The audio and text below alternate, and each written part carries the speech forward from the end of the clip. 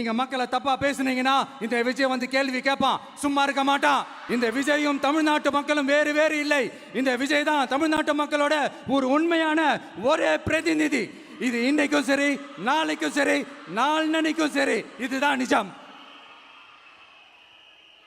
மறுபடியும் சொல்றேன், நமக்கும் மக்களுக்கும் இடையே இருக்கிற இந்த பூர்வ ஜென்ம பந்தத்தை, அந்த உறவை ஏதோ இந்த சதிகள் சூழ்ச்சிகள் பண்ணி யாராலையும் எதுவும் கெடுக்கவே முடியாது. கெடுக்க ட்ரை பண்ணீங்க நம்ம ஆட்சிக்கெல்லாம் வரதுக்கு முன்னாடி.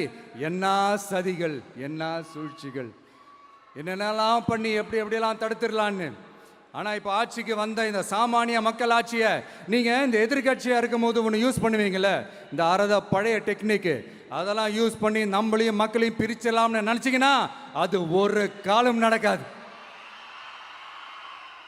மக்கள்லாம் ரொம்ப தெளிவாயிட்டாங்க சார், ரொம்ப தெளிவாயிட்டாங்க. அதனால ஒரு ஆக்கப்பூர்வமான ஒரு எதிர்கட்சியை செயல்பட்டு மக்கள் மனசை வெல்ல பாருங்க. இந்த கடைசி லாஸ்ட் 1 மந்தா நடந்த ஒரு சில விஷயங்கள் உங்ககிட்ட நான் ஷேர் பண்ணணும்னு ஆசைப்படுறேன். இந்த 200 யூனிட் மின்சாரம், கட்டணமில்லா மின்சாரம் அறிவிச்சோம். அதில் ஆல்ரெடி இருந்த 100 யூனிட் திமுக கொடுத்தது கிடையாது. மேடம் ஜெயலலிதா மேடம் இருந்தப்போ செஞ்சுட்டு போனது. ஸ்டாலின் சார் பதவி போன அந்த கடுப்புல அறிக்கையா விட்டு தள்ளிக்கிட்டு இருக்கிறாரு. என்ன பண்ணீங்க உங்களுடைய ஆட்சியில? மக்கள் பணத்தை, டாஸ்மாக்ல இருந்து அடிச்ச அந்த பணத்தை, ஊழல் செஞ்ச அந்த ஃபைல க்ளோஸ் பண்றதுக்கு அலையா அலைஞ்சிங்க. ஆனா இந்த விஜய் மக்களுக்கு தொந்தரவா இருக்கிற அதே டாஸ்மாக க்ளோஸ் பண்ணா. விவசாயிகளோட அந்த கடனை தள்ளுபடி மேக்சிமம் இந்த 1 மந்த்ல என்ன செய்ய முடியுமோ அதை செஞ்சான்.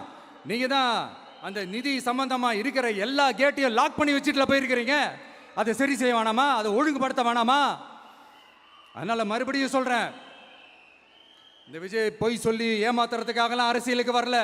உங்க கூடவே நிக்கிறதுக்காக மட்டும்தான் அரசியலுக்கு வந்திருக்கிறேன். அதுல எந்த மாற்று கருத்துமே கிடையாது. கவலையப்படாதீங்க விவசாய பெருமக்களே. அடுத்து இந்த சட்டம் ஒழுங்கு, அது சரியில்லை இது சரியில்லைன்னு சொல்லி திமுகவும் மற்றும் பலரும் மாறி மாறி கூவுறீங்க.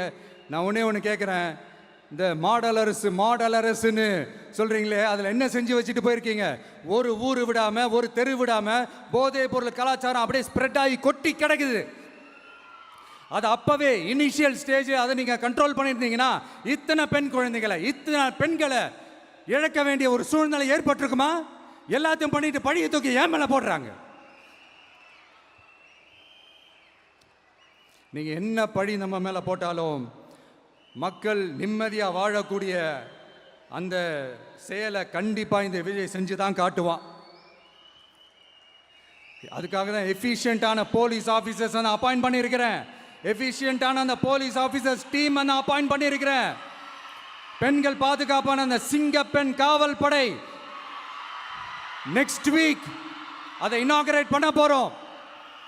தப்பு செஞ்சவங்களுக்கான தண்டனை, அதுக்கான சார்ஜ் ஷீட் எல்லாமே ரொம்ப ஃபாஸ்டா, ரொம்ப ஸ்பீடா செய்யறதுக்கான அந்த வேலையை செய்ய சொல்லி இருக்கிறோம்.